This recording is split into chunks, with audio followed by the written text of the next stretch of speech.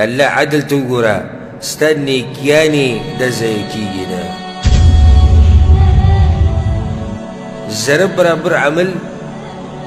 د دې به تا ته بدله میلاویږي ستا معمولي نیکي د الله په در کې نه ضایع کېږي ځکه الله وایي ونضع الموازين القسط ليوم القيامة الله وایي د قیامت په ورځ به زه د عدل او د انصاف تلې لګومه فلا تظلم نفس شيئا د هېچا سره به ظلم نه کېږي ځکه چې حاکم څوک دی الله دی فیصله به الله کې نو چې الله فیصله کوي بیا به هغې کې ظلم نشتی نو څه وایي وإن كان مثقال حبة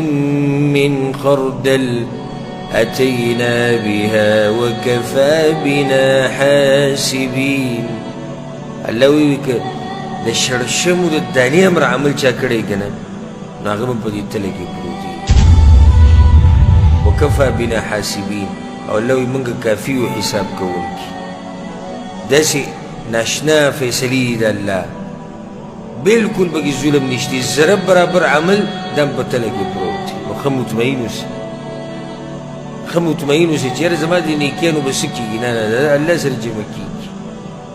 او د دې نه به د الله په بدل کې زیات درکوي دا بیا د الله احسان دی ګوره ګناه دومره ده څومره چې دې کړې ده او نیکي دله زیاتوي لس چنده 200 چندو ته یې رسوي د هغې نه هم زیاته رسوي دا د الله احسان دی